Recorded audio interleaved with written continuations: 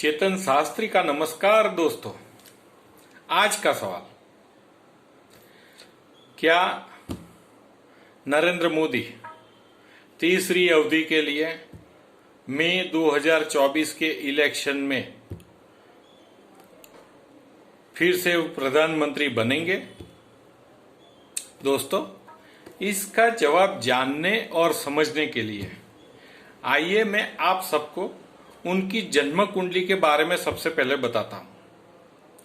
दोस्तों, उनकी जन्म कुंडली के अंदर 9 अति महत्व प्रकार के अच्छे योगों का निर्माण हुआ है, जिसकी वजह से नरेंद्र मोदी आज एक सफल राजनेता है।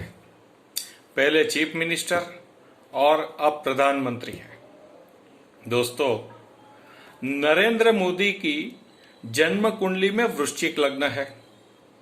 लग्नेश मंगल लग्न भाव में स्वगृही होके भाग्येश चंद्र के साथ युति कर रहा है, जिसकी वजह से उनकी कुंडली के अंदर एक मांगल्य लक्ष्मी योग, दूसरा सिद्धि से रिद्धि योग और तीसरा अति महत्वपूर्ण नीच भंग राजयोग बन रहा है।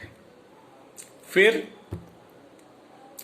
धनेश और पंचमेश गुरु महाराज सुख स्थान केंद्र के चतुर्थ भाव में विराजमान है और भाग्येश चंद्र भी लग्न भाव केंद्र में विराजमान है, जिसकी वजह से अति महत्वपूर्ण ऐसा गजकेसरी योग भी निर्माण हो रहा है। फिर रिद्धि से रिद्धि योग भी बन रहा है उसकी वजह से। फिर सुखेश शनि महाराज और सप्तमेश शुक्र दोनों दशम कर्म भुवन में केंद्र स्थान में युति करके स्थित है। अब सप्तमेश शुक्र दशम भाव में होने की वजह से अति महत्वपूर्ण बलवान कीर्ति प्रदान करने वाला अति शुभ अम्ला कीर्ति योग निर्माण हो रहा है। फिर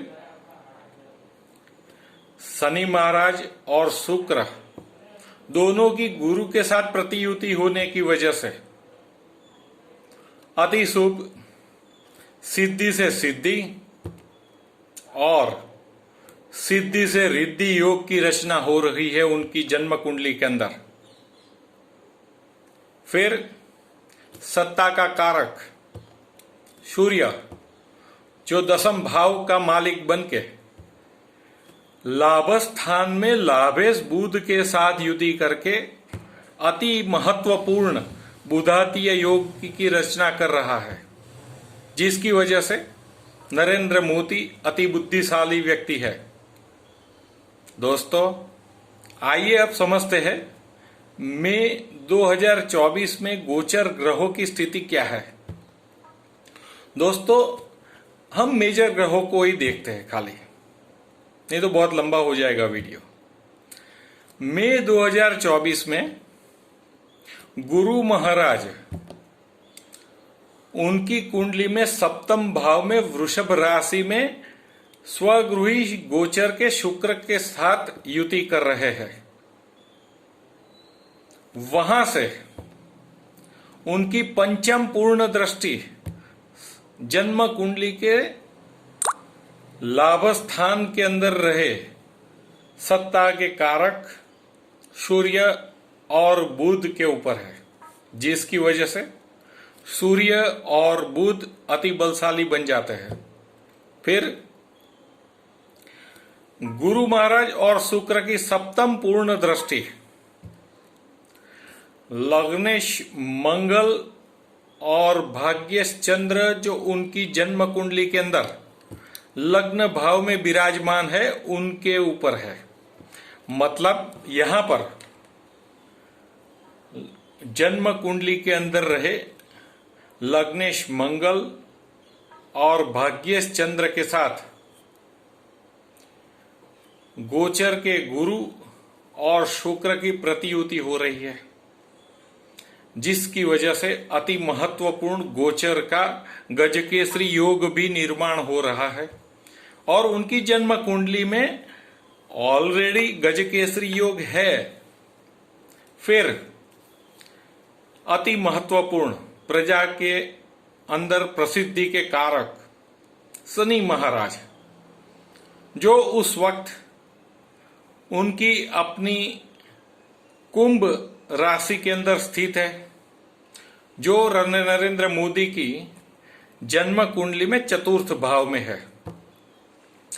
वहां से शनि महाराज की सप्तम पूर्ण दृष्टि जन्म के शनि और शुक्र की युति के ऊपर होती है, और दसम पूर्ण दृष्टि उनकी जन्म कुंडली में विराजमान लग्नेश मंगल और भाग्येश चंद्र, जो लग्न भाव के अंदर है, उनके ऊपर है। और दोस्तों, ऐसा जब जब होता है कि शनि महाराज चतुर्थ सुख स्थान में बैठकर, और वो भी अपनी मूल त्रिकोण कुंभ राशि में बैठकर दसम भाव में रहे शनि, शुक्र, और लग्न भाव में है मंगल और चंद्र, उनके ऊपर दृष्टि करते हैं, तब ऐसे जातक को शनि महाराज अति असामान्य फल प्रदान करते हैं।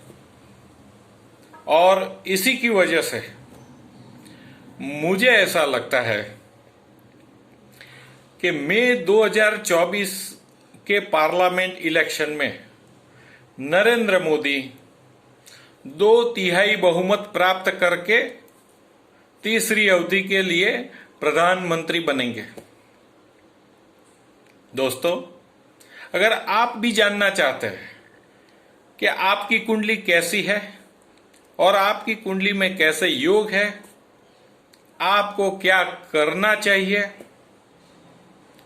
तो दोस्तों आप मेरा चेतन शास्त्री का संपर्क कीजिए। मेरा मोबाइल नंबर है 9428507593। नमस्कार, जय हिंद। इसके आगे और महत्वपूर्ण अच्छे वीडियोस मैं पोस्ट करने वाला हूं। ये देखने के लिए आप मेरा चैनल सब्सक्राइब कीजिए, लाइक कीजिए।